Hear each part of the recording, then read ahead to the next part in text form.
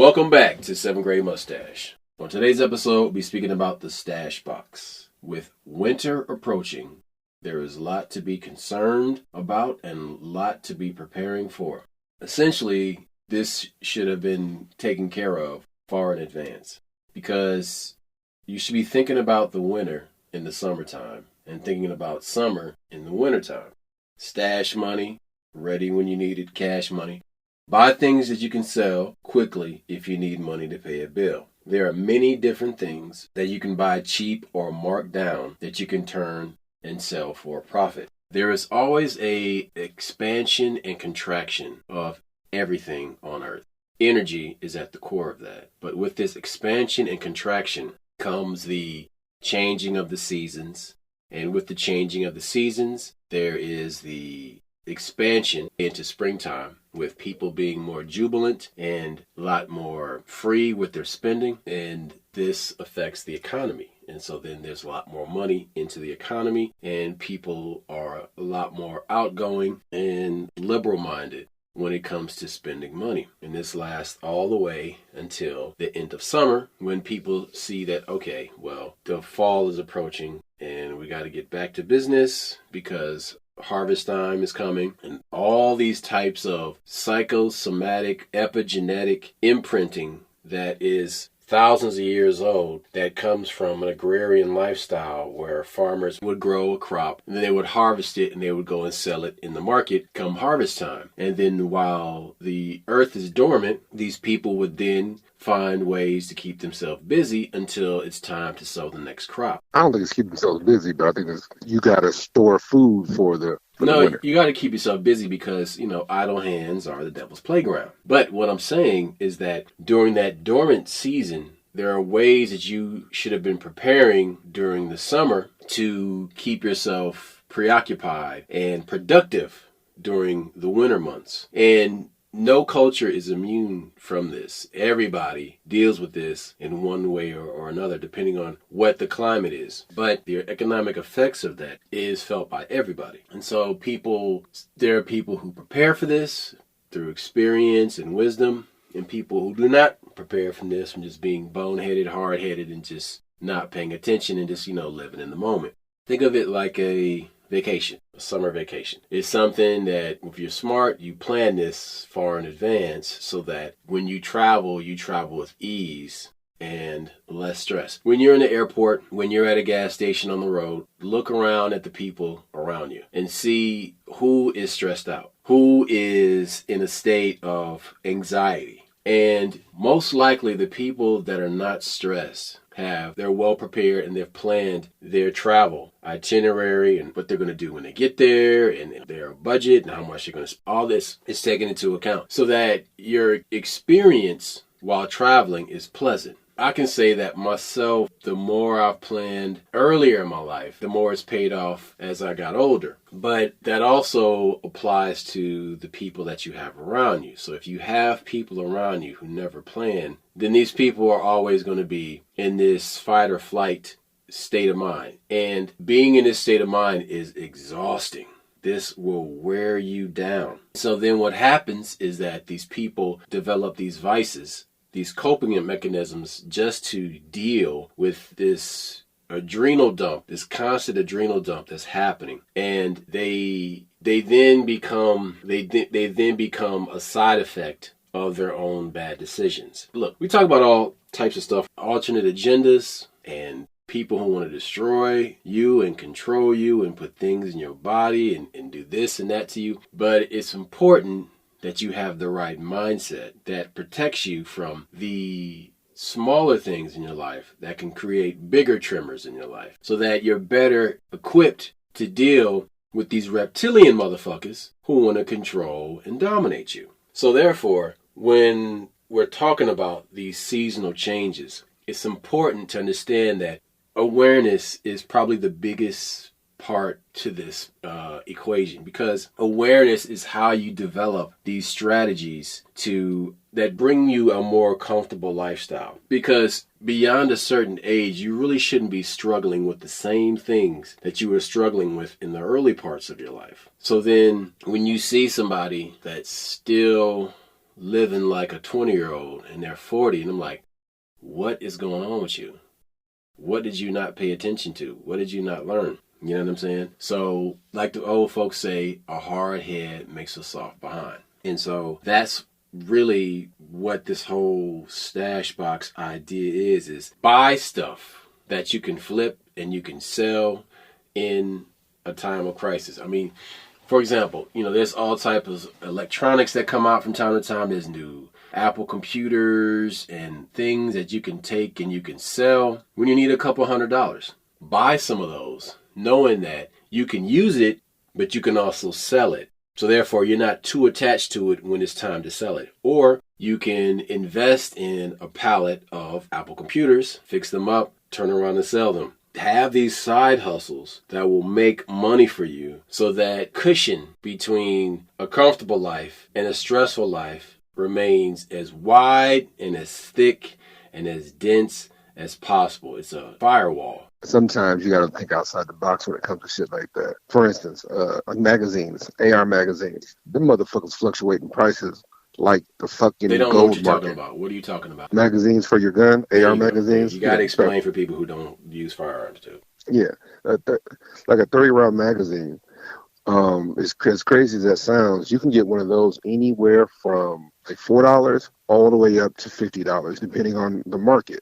One of these dudes talked about he had bought a pallet of Magpul. That is a brand. He bought a pallet of these magazines. I don't know how many are in the pallet. Probably let's just guess 800 to 1,500 magazines, and he got them for the price of, like I said, maybe $5, and he let them sit.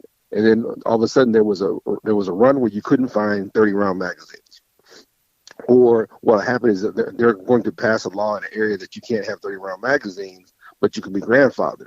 So as soon as he saw that, those magazines went from, like I said, he made like 200% on his investment. Oh, he made more than 200%. But that's exactly what I'm talking about.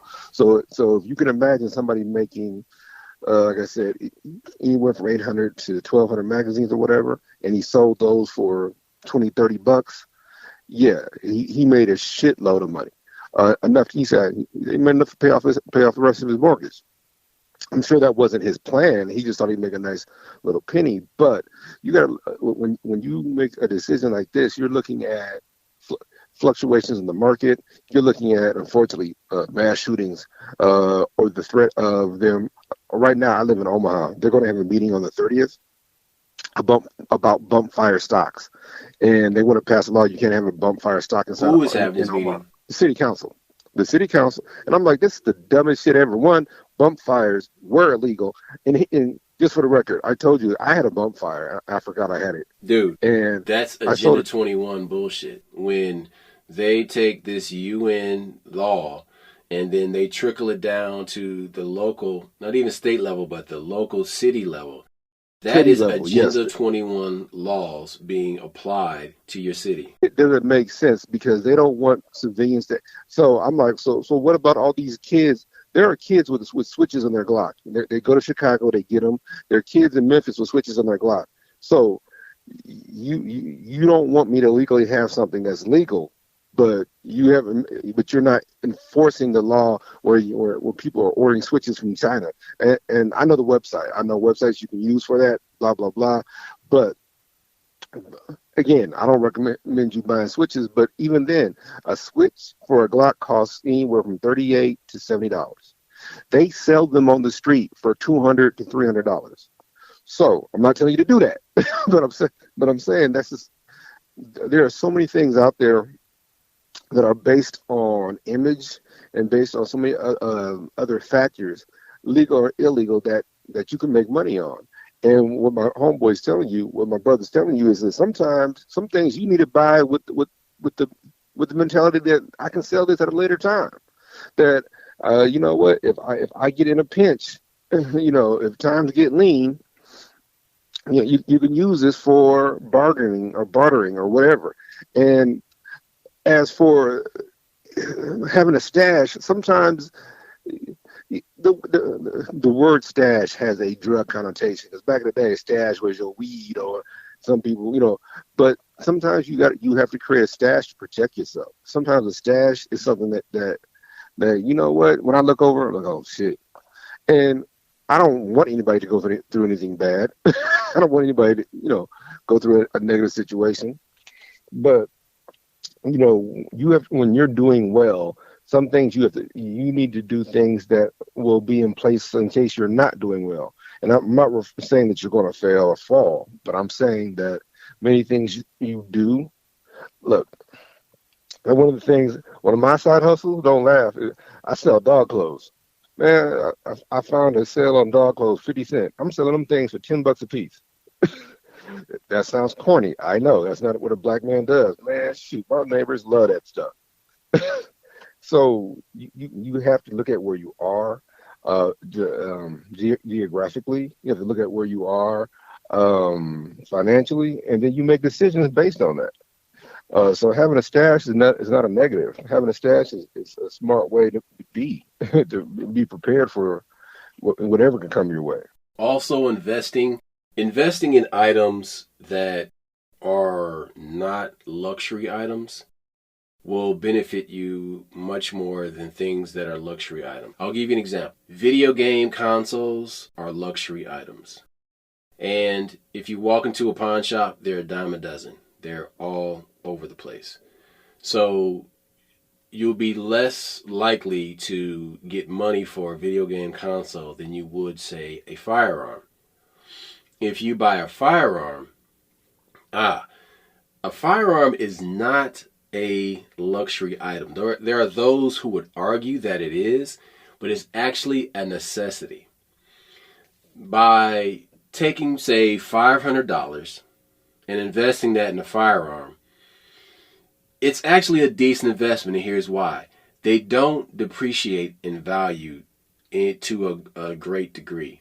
Now, Duct Tape just gave an example of a magazine for a rifle or a firearm that was bought cheap and sold high.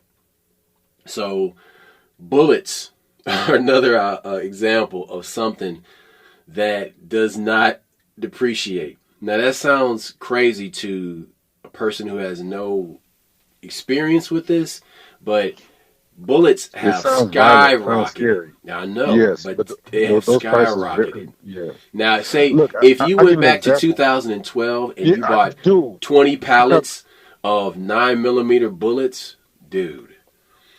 when Walmart used to sell 9mm, you could buy bullets from Walmart anywhere from $12 to $17 for 50 9mm bullets.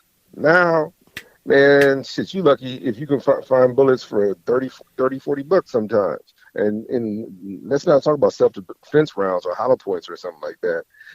So the market has come down quite a bit, but it's still not where it was pre-whatever, like you said, 2012 numbers. Like I said, look around you. If you're a collector, you collect comics, you collect toys, or you still there's value there. There's money Here's sitting right another there. idea.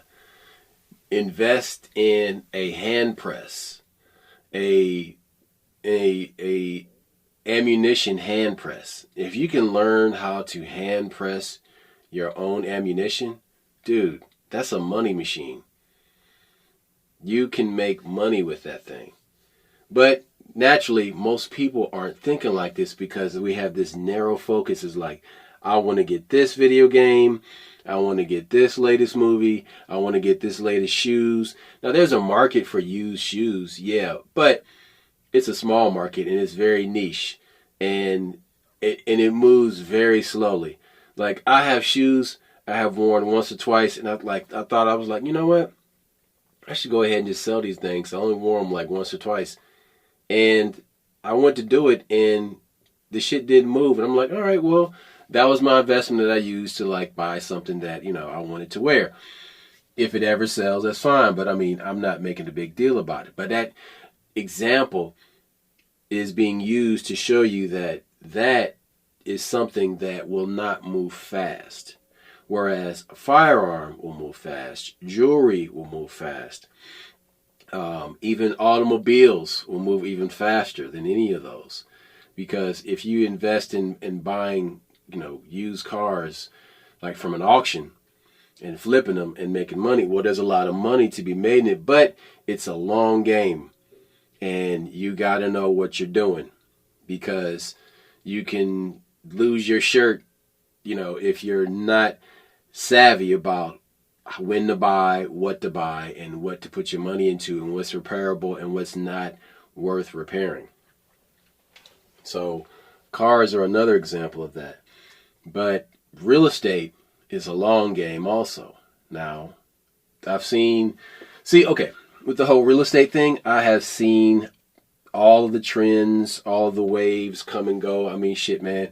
I got a stack of Carlton Sheets VHS tapes. Okay, somebody gave me. For those that don't know, Carlton Sheets was this guy that was talking about flipping houses. And he had a system for flipping out. You never heard of Carlton Sheets? I don't remember that last name. Yes, you have. Yes, you have. If I show you a screen capture, you'd be like, oh, yeah. Oh, yeah. It's this old, nerdy-looking white dude. And he would give these seminars, and the information was legit.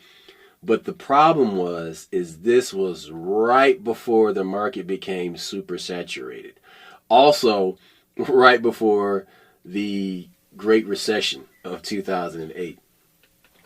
Another thing that I think that people, this sounds corny, people think that the old ways don't work anymore. Look, those rules haven't changed. Every once in a while, there's a quirk to them where, okay, there might be a law that says you can't do this anymore. But most of the time, those old ways still work. And what I mean by that is the way I got into auctions. And this, when we were kids, we'd always see those commercials, and they would tell you to write, and it would give you a list. This was the government, and it would tell you, you write to us, and we'll give you a list of all the sheriff's departments and all the in your area. And you did it, and what happened? I did it in college, yeah. And I saw a commercial, and I'm like, that's the stuff that me and the homies saw when we was kids. And so I send the $20, and they send me this. It's like a book, it's a book. There was always this commercial. It was like, send a self-addressed stamped envelope to blah blah blah, Pueblo, Colorado. And I'm like, what the fuck is in Pueblo, Colorado? What's in Pueblo, Colorado? But I did it, and then what it was it's a list of all the auctions for the whole entire country. This is sheriff's department. This is city office. It was basically a database on paper. Yes, this is customs. This U.S. Marshals. That's another thing.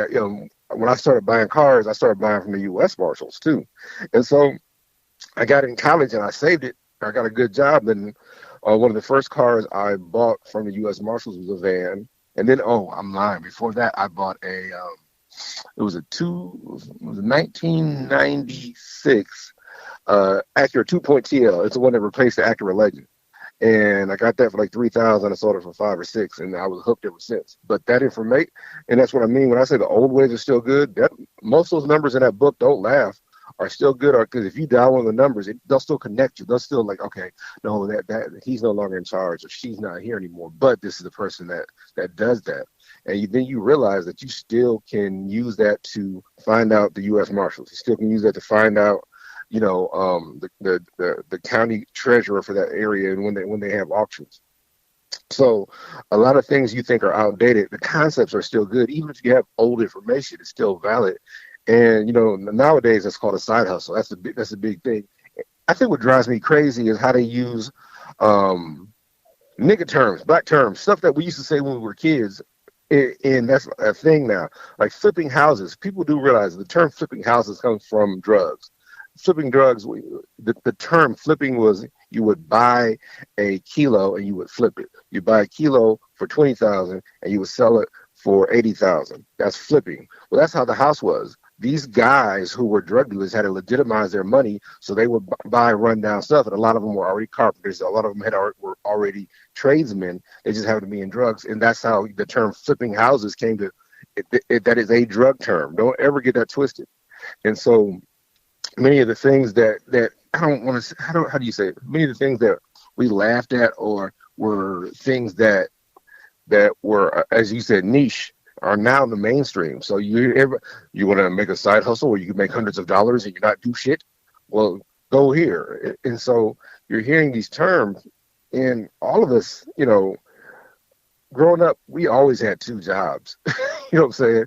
Like our parents, like your dad had two jobs, my mom had two jobs, your mom had two jobs. And so I think that's what's crazy nowadays. I used to call it, I used to call it the Cosby syndrome. A lot of black folks will watch the Cosby Show, which y'all don't. I know Cosby's not a good guy anymore, but his show was amazing. You would watch that and you would see the two main characters, and they were raising these kids, but they only had one job. And I used to date these women, and I saw, like, you literally grew up with the Cosby Show. I'm like, no, most people where we were from had two jobs, and with these chicks, nah, I'm gonna be a lawyer, I'm gonna be this, and I'm like, being a mom is a job. First of all, being a parent is a job, but I'm saying is that all these people thought one job was enough, and you see that now. People complain, you can't make enough money with one job, then you probably need two. I go through it with my kids. I'll be trying to tell them, like, look, you got to have two jobs to make it half the time. And they all get wigged out because they learn to be adults from watching television. They didn't learn being adults by watching their parents and realizing that me and their mom always had two jobs, possibly three jobs. But they didn't see it that way. They didn't understand. And so I think that's a big part of, I don't want to say a failure, but I think that's a big part of how people get misguided, is that they think one job is enough. I'm like, when you look at the richest people in the world, they all got multiple jobs. Warren Buffett is on the board of directors for 100 companies. Yeah, but that's not what all you hear. He's an investor. No, he influences all kinds of stuff. He is on different boards. He has multiple jobs, and I think that's how we get misled. That one job is enough. Like, nah, man. You'll catch me working security. You'll catch me working on cars. You'll catch me doing other stuff on the side. Sometimes you got to have hard skills. You got to have physical skills. I think that's another thing that gets fucked over is you go to college for these soft skills. You go to college for these things that are in style. Oh, boy. Yeah. What a fucking jip. Hey, so I was talking to my cousin, a friend of yours, last night, and I was telling her, I said, look, I'm really thinking about starting this car business. And I said, the reason I'm calling you is I know you worked at like Avis or Enterprise or a couple of places, and I said, when you leave a job, a lot of times you leave those skills. I said, how about you use some of them skills to help me start my business? And, you step back in your past and use some skills. And you just don't abandon them skills because you went to a different career. Oddly enough, she was excited, to have that conversation. I said, where we work, there is a fickle motherfucker. And so let's start a business. And if everything What's goes her well, situation like there? Is she enjoying her time there at that job or what? Yeah, she's balling. But we got a new guy in charge, and these motherfuckers just had a meeting saying that they're going to get rid of some management. And I'm not management. I'm union. But does she work in management? She's considered management. That is correct. And so I was like, let's start this business, and let's use some skills from your other job, the jobs you've had in the past. And that's a thing that I think Black folks do. And I'm not dissing white folks. I talk about Black folks because I am as Black folks. But I think a lot of times that we've had multiple careers or we've had other jobs, and we leave that stuff in the past, not realizing that those skills belong to you now, and that you have a right to use those skills to make money. I worked at Ford Credit for a while. I've worked security. I've worked a lot of places. I remember me and you had worked a temporary job one time. I came to town. You're like, hey man, we need some money. We ran and got a temp job, like making boxes or something. And yeah, I mean it was just like for a couple of days, but some money was made quickly. Yeah, but we also made good money quickly, and we learned how to work. A little bit how to work a press machine. Look, my point is, many of those skills that you acquire that you just abandon, but not realizing that those skills can be used. Okay, that's a good point. So when I was a kid, I would always be around my dad's toolbox, and he would send me to the toolbox to get stuff, and I'm like, all right, cool. And I would just see it as like this box of just like stuff, just this rando shit in there. You know what I mean? Little did I know that one day I would have a toolbox of my own, and that toolbox would make money for me. it makes money for me because I've acquired skills that people can call me up on their own or through a referral, but like, hey, can you come put this together for me? Can you assemble this? Can you build this? Because I acquired skills working for other people, I can now do this on my own. Yes, and people don't see it that way. All right, hey, don't laugh. When we was kids, man, we'd be in my garage like building birdhouses and shit. Like looking back, we probably could make money in them birdhouses. Charge $50 for a birdhouse, nigga, shit. But birdhouses, clubhouses, bike ramps. Like, oh, no, man, shit. The bike ramp never worked for me. My bike was too heavy. But don't ever leave those skills in your past. Don't act like that you don't take it with you. In fact, sometimes if you get fired, you actually get pissed about even all the time that you wasted with that fucking company. Oh, my wife used to be a medical courier.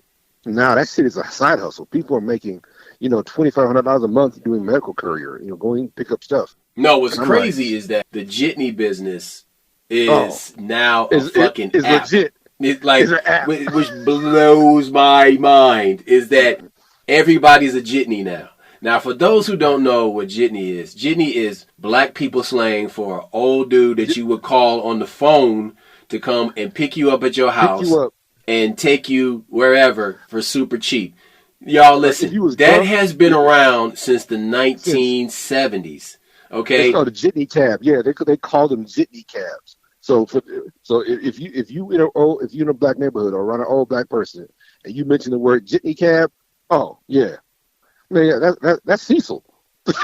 That's Howard. And you would call what it is in the phone book under package company. It's a package company. When they call to come get you, you're the package that they're taking to, and all it is a bunch of old black dudes sitting at a card table playing cards, watching sports, you know what I'm saying? And they answer the phone, be like, North Side. Hey, don't forget the yellow windbreaker. So the nigga will show up in his yellow windbreaker, which is like a little jacket. And you would know, oh, are you the jitney? Yeah, come on. And that's how it works. And you will see this nigga in a yellow windbreaker, and you give him $10. Depending on where you are going, most of the time they'll have you sit in the front seat. Yeah, so that way he don't get pulled over, and the cops give him a ticket. So yeah, man, like Uber and Lyft have been around for the grip. Hey, cabs, don't laugh. Cabs are heavily regulated. Like literally, in some areas, especially New York, you gotta have like $1 million to have Atlanta too, man. Like it's super regulated. So cabs are super regulated. So that's why they would have you sit in the front seat. So you wouldn't look like you were a passenger. You're like, oh yeah, and so because you could be pulled over for that. That sounds so corny, but now that is an industry. Now anybody you got people paying for their cars. Like, hey, I don't want no car payment. I'm gonna drive white folks around. I don't know, and but. Like I said, making money is not exclusive to your career. And so really what it comes down to is like you have a dollar amount. You have a dollar amount that you have to make every month to maintain your lifestyle. Now you can break that down per week, per day, per hour. But there's a certain amount that you have to make to maintain the way that you are living. And you can do this by selling your labor to corporations, and people sell their labor and themselves to corporations for decades at a time. Eventually, some of us get hip to that and be like, yo, I'm pimping myself out and I'm not getting enough for what I'm worth. And so people end up wasting much of their life, years, just toiling for other people, making somebody else rich. So, look, I think but the crazy part about it is this idea dawned upon me at the age of 10. I knew this at the age of 10. The only problem is that I saw different ways to get there, but I tend to I take the long route sometimes, and that's fine. But taking this long ass route, I have learned a great deal. And so now with all of this experience, these endeavors that I put my energy into, I'm getting a better return out of it. than I did when I was solely focused on this American dream that was tied to making somebody else rich. The making somebody else rich is not the hook. How they get you is the retirement and the pension, which they don't have anymore.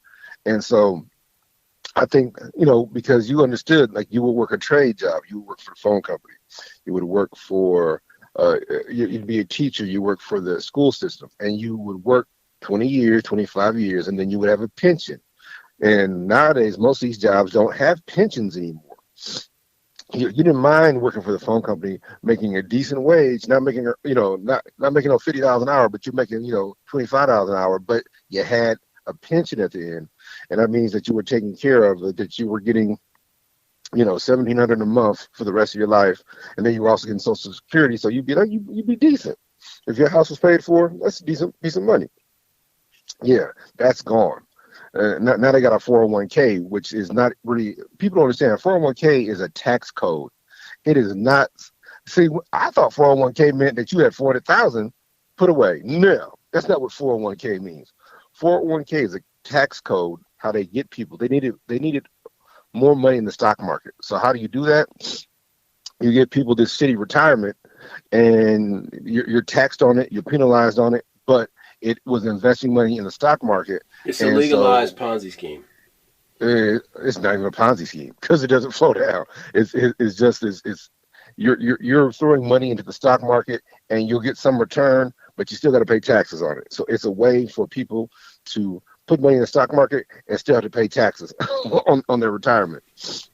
When really you could just put money in stocks, Yes. into safe bets and just make your money. Ain't no penalty. Yeah. Or what you do is you can invest in mutual funds, or you can invest in life insurance. Shit, if you would have invested in the military-industrial complex 10 years ago, you'd be making all kind of money, because the crazy part about it is all these people that are rah about fighting in Ukraine and rah about going to go fight in Israel, all that's doing is making billions for Raytheon, Northrop Grumman, all these military contractors that make missiles and guns and weapons and targeting systems. Yes. Look, hold on.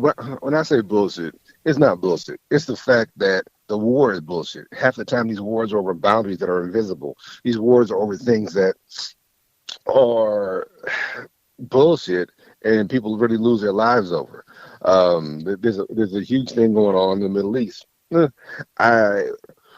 Whenever you see that speech regarding our current president, Joe Biden, where he says that if Israel didn't exist, we would have to create it.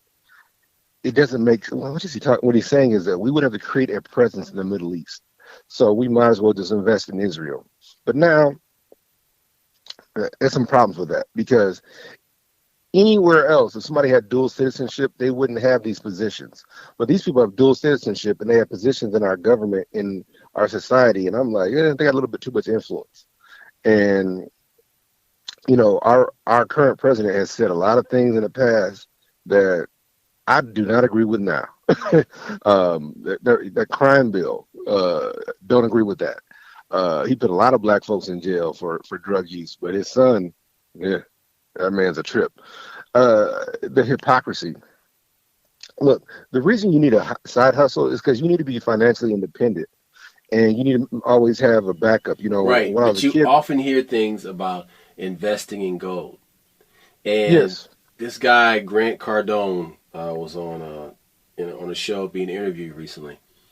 And he said something that really made me think. He was like, they asked him about gold. He's like, have you ever seen anybody trade anything for gold? And I said, no, I haven't. No, I haven't. I mean, they tell you invest in gold, invest in gold. Now, it sounds bulletproof. It sounds like something that is a no-lose situation, because if society collapses, yes, you can trade in gold. But if you go out into the street and hand a person a piece of gold, they'll freak out and be like, yeah, I'll take this gold as long as they can prove it's real. But then they have to go through channels to get value for that gold. So it does. Buffett said something similar. Hold on a second. So then it has no immediate immediate tangible value, but it does have long-term value. Now, the problem with this is that you really should buy some gold just for a rainy day. But gold is something you can trade into cash if you need it. But there's some downsides. Let's talk about the downsides real quick. Number one is storage and cost issues. Physical gold is an expensive commodity in any form. Storing it requires a secure space, such as a locker at home or in a bank, and due to risk of theft, that involves cost.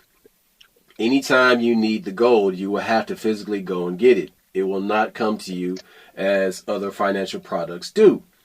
Buying gold, especially as jewelry, has additional and overhead charges. Buying physical gold works out to be much more expensive as there are overhead charges involved, such as making or wastage charges, which typically work out to 25 to 30% of the cost. Number two, impurities. Purity of gold can be a concern, especially in units that are a few years or a few decades old. Now see, that sounds kind of fishy to me, because the pharaohs have gold in their sarcophagi, and that stuff is still intact. So I don't know what these people are talking about. But as what far they talk about is carats. Well, a carat is so. Hold it. But as far as physical gold is concerned, wherever you happen to buy it from, you do not know about its purity, and investors are not experts in that area. Therefore, people tend to believe in the jeweler. Number three, no interest earned. Unlike many financial instruments that give returns or dividends, physical gold offers no returns while it is with you. Even the humble savings account offers interest. Number four, better gold alternatives. If you want to take advantage of gold's price increase, you can invest in digital or paper gold through instruments such as sovereign gold bonds, SGBs, that provide interest over time and above the gold price.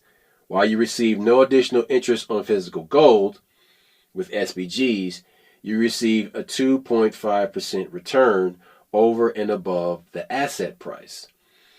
Paper gold gives you the chance to benefit from the price increase without the worries of storage impurities, theft, and other things. People buy physical gold thinking that it is an investment, but it is not an investment at all. It is a better idea to invest in financial assets. Among these, if you wish to invest in gold, it's possible that SGBs are the best instrument to invest in. With paper gold, the risk, expense of storing are dismissed, as the investor can store investments in a different form. So if it's just for a pure investment purpose, there is no point in having physical gold. You might as well have digital gold, which has no safety or purity worries. Number five, higher return avenues. Any investment is done with the purpose of earning returns. In the past few years, returns from gold have been much lower than, say, equity. In the past decade, with 5.7% compounded annual growth, physical gold gave returns that were much less than 15.5%. Given the difficulties associated with physical gold as an investment, an investor may be better off looking at other options such as paper gold. Here's another thing, silver. You can buy silver much cheaper. So I'm looking at the price now for gold, and it is $2,000 an ounce. In 1994, it was right below $500 an ounce. And now it's $2,000 an ounce, which long term, that's pretty damn good over 29 years. Silver outperforms gold. If you want an investment, It's silver. Silver is $23 per ounce right now. Silver is used in a lot of stuff that is required for technology, including circuit boards. But if you invest in the minerals that are used in circuit boards, then you will see a return over your investment. Now, the ideological juxtaposition of this is little black boys in Africa are the ones that are pulling these minerals out of the ground. Go ahead. What are you going to say about Warren Buffett and gold? What I was saying is Warren Buffett, when he talks about investments, he's saying, do you have to sell it? If you have to sell an investment to make money, then it's not really an investment. The idea of an investment is going to make money for you while you have it. Gold is something that you have to sell to make money on, physical gold. And like I said, silver outperforms gold. And in fact, farmland outperforms gold if you're looking for a high yield or something that you're going to buy or purchase that's going to increase in value. The big thing about gold is even recently, don't laugh, Costco had a bunch of gold bars for sale. And I guess they just thought it would be funny. Them shit sold out like in a couple of hours. And they had like 30,000 1-ounce bars. That's because people do want to buy gold. People do want to invest. The thing about gold is that if you lose a lot of your wealth or the stock market goes down, that gold is probably going to appreciate. And when you talk about electronics, a lot of electronics have gold in them. A lot of the old cell phones, like when you see these old dudes collecting these old cell phones, it's for the silver and gold in the circuit boards. A lot of these guys are doing that. There's a lot of scrap gold that you don't realize, or scrap silver that exists. And that's like a market. That's a thing that people are doing. They steal copper, but there is there's other ways to make money on gold. And as my partner was telling y'all, there's some digital currency, there's other stuff out there. Look, if you want an example of gold and silver, when I was a little kid, my uncle gave me a silver certificate. He gave me a $2 and a $5 bill that were silver certificates, and those are dollars that are backed by silver. So if I go to the Federal Reserve with one of these silver certificates, which is a $2 bill or a $3 bill, they got to give me that amount of money in silver. So there's always been certificates out there. There's always been stuff out there that's backed by precious metals. We're not taught about that. And as for the impurity, what you were saying is, so when you buy gold, is either 10 karat or 14 karat, like that's the gold you wear. But 24 karat gold is pure, and the impurities are using nickel or other things like that. Not impurities; it's just other stuff to make, because gold is very soft. So they add other stuff to kind of make the gold stronger. But it's real gold. It just has other metals in there. But when you get to 24 karat, that's the one that's all gold. That's the kind of stuff. It's also the softest. Yes, it's very soft. When you hear metal being soft, you don't understand until you get some real gold and it'll mush. So, or you'll check it out. You'll damage it. There are precious metals that are used in circuit boards and electronic components. Those are gold, silver, platinum, palladium, copper, nickel, tantalum, cobalt, aluminum, tin, zinc, and neodymium. So if you want to invest in precious metals, those are the ones that are used in circuit boards. So, cobalt's big because right now that's the whole deal. That's hard drives. Put in the batteries too. Mm-hmm. Rechargeable batteries for these cars and Tesla. That's what people are saying. Well, if you want a Tesla, then what about the cobalt that's being mined in the Congo by these little kids who are missing hands and shit if they don't make their quota? Well, what about the fact that if you want to charge this car, that you're using a diesel generator to charge this car? Or and what about the fact that if you want to build this stuff that you're actually using nuclear power because of the power plant? Well, hold it. They were talking about they were building a charging station for these new trucks. These trucks, they got two batteries that are 8,000 pounds, and to recharge it's more kilowatts than a whole city. For them to recharge these trucks. And I'm like, and so these cities are telling these people, like, no, you can't build them. Are you joking? I'm like, no, this is the future. Like, no, like an average city is with 20 kilowatts. One of these charging stations is 30, 40 kilowatts. So they're like, no, man, you would have to have your own city to charge this shit. No, it's ridiculous. These are the things we're talking about. Look, there's other ways to make money besides going to work. And you got to understand that when you go to work, that money is to pay your bills, but sometimes you got to get another job just to pay yourself. You want leisure money, and it's not. When I say leisure, I'm not talking about just surfing on the beach. I'm talking about money that's not ear tagged towards a bill. Money that you could either invest, save, or spend on yourself sometimes. And those are the things that are lost. And when you have one job, like I said, I've always had two jobs. Roscoe. Man, more jobs than Jamaican. We've always had multiple jobs, multiple income streams, if that's what you want to call it. You got to have multiple income streams. Because if you're depending on one check, all it takes is somebody getting a wild hair up your ass, and you're furloughed. All it takes is somebody deciding that they want to raise the stock price by getting rid of some people. And so that's another thing that you hear me say, that when somebody wants to raise the stock price artificially, because remember, the stock price is supposed to be the financial health of a company. But what's the fastest way to get rid of salaries? Fire people. So if I fire 1,000 people and they're making 40,000, I've already hit like $4 million right there. So I've already cut a bunch of costs. My stock price automatically goes up. But that's artificial, because the company's not better run.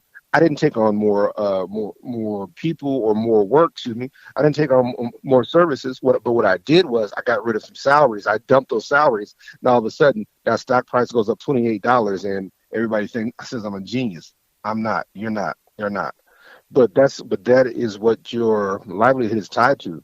Somebody, like I said, somebody can be a dick and fuck around and we need to downsize. Now, so that's why it's important to have those side hustles. So one thing I want to talk about is food. In the wintertime, food is important.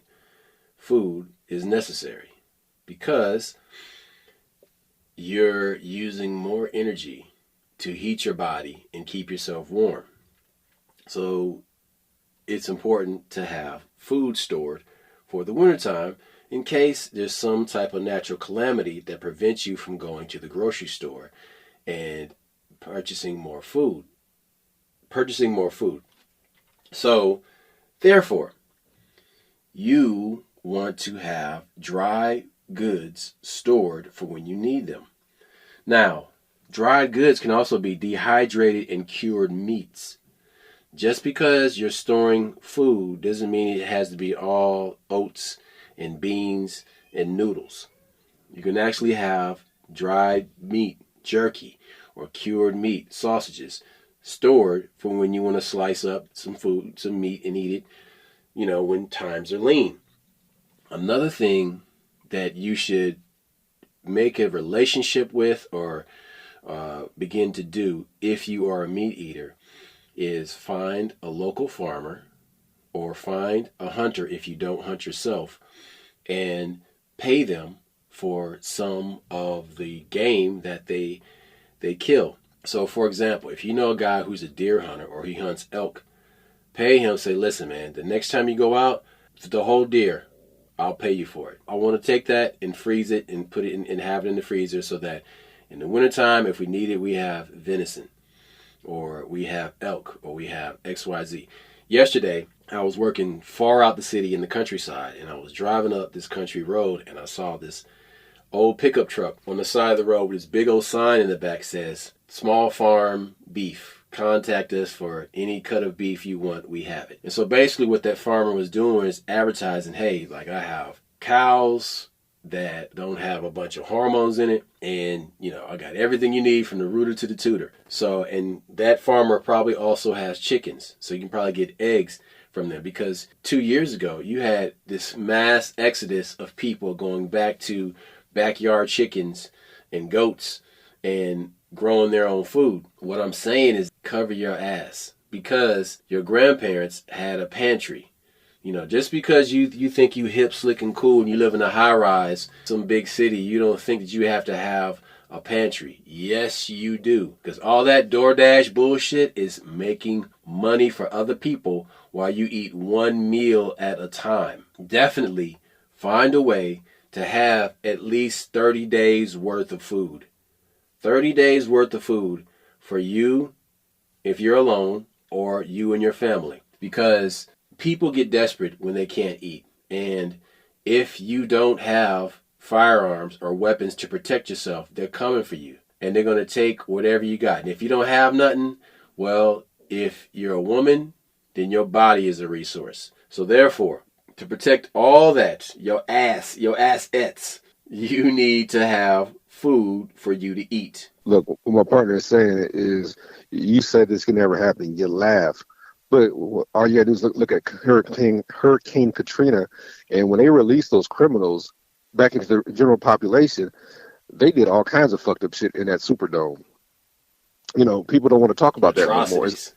Yeah, and that shit is not that fucking long ago. That's 08, whatever. And so, you 2005. know, yeah. So we're laughing, no, but he's being serious. That when we talk about these different scenarios, um, you know, I remember there was a commercial for, they were making these bullets, and they were zombie bullets. It was a joke, and they were green tip bullets.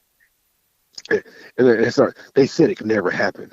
They said we would never see this in our lifetime. And then they would show these zombies coming through, and they were shooting with these special bullets. And like I said, it's a joke, but the fact that's a real conversation where, yeah, this could never happen. We won't, but we've had this could never happen so many times. So that's why you have these people talking about, hey, you need a gun, you need a gun, you need a gun. You need to be able to shoot your gun legally. They don't need to adhere anything to that Second Amendment. And of course, people are like, well, so what about school shootings? They shouldn't happen. You should have a guard there. We guard our money. Hell, they don't have mass shootings at banks, do they? They do have bank robberies, but there's always somebody there to protect it. Cops get there super fast, that kind of stuff. So what we're saying is that, you need your weapon. You need your food. You need enough food stores for 10 days. 10 days to 30 days. As for water, they make a big ass water tank that you can put in your bathtub, and you can fill full of water, and that'll last you about a month right there of drinking water. If the shit hits the fan, stuff like that. To have these conversations, you sound like a doomsday prepper. No, I sound like an adult. Talk to your parents, people that lived during World War II. They'll tell you, they had rations. We had food. We couldn't eat, Hey, this Tuesday. check this out. There's a way to take hot showers in the city if there is no running water and there is no heat. If you have a portable propane camping stove, and you have a pot that can hold about a half a gallon to a gallon of water, what you can do is take one of those portable camping showers and go and hang it up in your shower stall, in your shower, and get that boiling water and pour it into the portable shower at the top. And there's a valve where you can slowly release that hot water. You say you're in a dystopian situation where there's no running water, but you have gallons of water in your closet.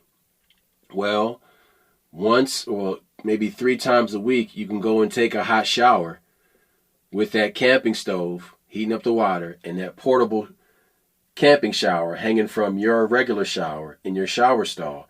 You can still bathe and be civil in an uncivilized situation. I brought that idea to show you that it is possible to actually still thrive in dire situations. Go ahead. No, we're on the same page. I'm simply agreeing with you that we are so hell bent on this can't happen. We're so hell bent on. I'm a pacifist. I don't give a fuck what you are. If the shit hits the fan, you need to be able to protect yourself. You need to be able to provide food, and you need to be able to have maintain your shelter. And if you do got food, as you said, assets. If you got pussy, somebody gonna take it. If you got food, somebody gonna take it. You got to be able to defend what you have. And I think another thing that the videos I keep seeing pop up on Instagram, where this kid said he was talking shit, and he uses a feminine voice. I'm not going to no draft. Shit, I'm bisexual. I ain't got time for no fucking draft. And by the way, if you had a draft, I'm on so many drugs. I'm depressed. I got anxiety, all this other stuff. Shit, I couldn't be drafted anyway. So you are so proud that you can't even protect that your you're own worthless. Country. No, it's no. It's not that he can't protect his own country. He's proud of the fact that he is worthless. That he has no redeemable characteristics. On the flip side, you had the next video with a black kid saying the same thing. Like, I'm not going to defend a country that don't give a fuck about me.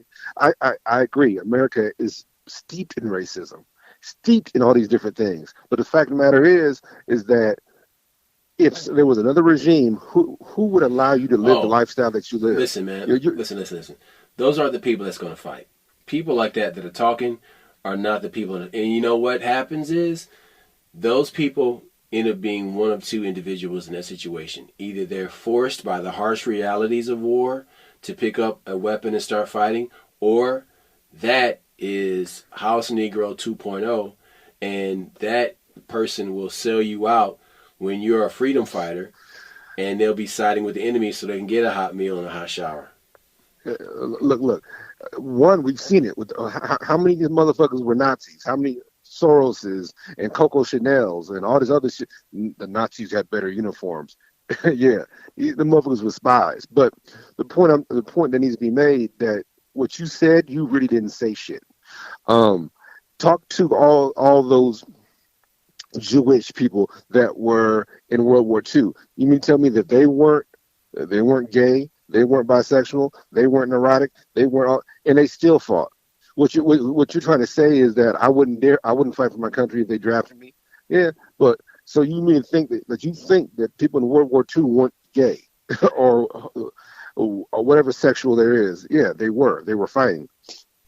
What it is you're Hitler was. Shit. Hey, he was supposed to be gay, but Hitler was on crystal meth, man. Oh, he was a meth head. So look, and remember whenever his wife would try to commit suicide and fail, he loved her even more. All that fucked up shit. So trust me, nobody's going to force you to fight. Life is going to force you to fight. This country can't make you fight if you don't want to. But what's going to happen when you have to fight and you don't have the skills to do so? When you have nothing to fall back on and you're bragging about being worthless. You're literally bragging about it. But that's cool because, you made the video. But as soon as somebody calls you gay or they use the F word, he's a faggot, you want to fight. But you can't because you don't know how. See, in my hood, faggots can fight. Back in the day, Eddie Murphy even said, he said, man, shoot, that faggot's a man. You don't want to test that dude. And that's another thing. These people are so infatuated with image. But that image is fleeting. That image is not going to feed you. You can't eat that in a very tough situation. And that might be coming. Because of our alliances, we're going to get sucked into World War III. And what's going to happen then? And we're going to have this army of foreigners fighting. And when those foreigners come back, they're coming back strong. They're coming back opinionated. And they're going to take what you got because they're going to be like, you know what? I earned it by fighting for this country. All you did was shoot a video for 15 minutes and you have the same value I got? Motherfucking not. And so you need to be ready for when these people come back from war because they have expectations. We saw that in World War II when the black GIs came back and they had expectations. Like, look, I just fought these motherfuckers, beat these motherfuckers, but you mean I'm going to come back and I can't sit at the lunch table? I don't think so, nigga. So that's what we're probably going to see that again where we send people off to fight, they come back, and they come back gangster. And you sitting here shooting TikTok videos, dancing backwards and shit. Let's see who wins that exchange. One other thing to consider is energy. When I talk about energy, I'm talking about your personal energy. Fight off the desire to lay down and hibernate for the whole winter. Surround yourself with activities that require creativity and imagination. Do not just sit around watching movies and TV. Do things that will mentally stimulate you and challenge you. Things that stretch your reality and deepen your experience. Because you get a greater sense of accomplishment and well-being when you're using your creativity and imagination. I am living proof. For things that I make and I create that come from my imagination, man, that shit is fire, dude. It's a great feeling. You're taking this thing that was just an idea and bringing it into reality. Now, sometimes it requires an effort, but so what? So what? Okay, so maybe you don't have the energy to work out. Fine. Make this energy expenditure something that requires creativity. But you have to put forward effort. You have to keep fighting. You have to push through the mud. Dude, there's times where I don't want to do this or I don't want to do that. Dude, I do a quick a self-analysis. I check myself and I carry the fuck on. Because it's too easy to fucking lay down. Do not lay down. Dude, go into the kitchen and pop some popcorn and take that bag and just stick your face in it and smell it. The smell of popcorn makes the brain productive. If you feel like you're sluggish and you're not a coffee drinker, you don't want to be jacked up on caffeine, that's fine. Pop some popcorn and watch what it does to your productivity levels. You start becoming more psychologically aware and more acute. It's like, oh, okay. But make sure you have a task before you go and pop the popcorn.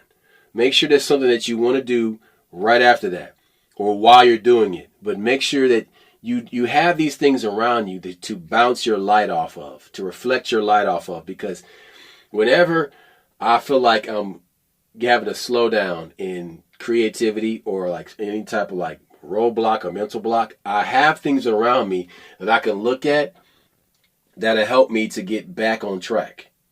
So keep those things around you to get yourself back on track. In the wintertime, it's super easy to get lazy and get fat. But if you're already a motivated individual and you're working out in the wintertime, carry on. But if you're not, you're the person I'm talking to. You're the person that needs something to keep them going. And you're that person that's always like, well, I got to get my beach body. No, man, there is no beach body. It's your body you live in 365. So get that idea about, well, I'm just going to sit here and chill. No, man, do something that's going to fucking wake your brain up and fucking challenge you. And just plan things. Plan things that will get you out of the house or, get you into a state of, being excited about doing something creative. But just whatever you do, do not lay there and get fat the winter. Because my father used to say, when you sit down, you start dying. Dude, that has done so much for me to think about. I mean, to just keep me motivated when I think about, stuff like that. I mean, as a kid, that was mega. And then one last one is transportation. Make sure you make the necessary preparations to your vehicle before winter sets in so that you don't have mechanical failure halfway into wintertime and you're trying to fix something that could have been remedied 2 months ago. That's a massive one. So, the belts on your car, the fluids change, the antifreeze, all that shit. Look, I always say success is a moving target, but also success is fragile. Like you going to work, you're working out, you go to the gym, but all of a sudden you got both your cars break down or your car breaks down, and now you got a loss. Like, look, man, I got to get this money, got to pay this, got to find somebody to drive me around. And that will all of a sudden now your time is occupied by that because you're compensating for this one hiccup that could have been ignored. Your resources are all being dedicated to that. Now, all of a sudden, you're not saving money. You're not investing money. You're not storing food. You're not doing all these different things we talked about because one linchpin fucks everything up. And next thing you know, you're depressed. And let's not talk about depression. Let's talk about anxiety. All that shit happens, and all of a sudden, you can't achieve yourself. That's one of the things when we talk about people in charge always got you on the edge of your seat, and you're always worried and your anxiety. Look. Being in a perpetual state of fear is not how we want to be.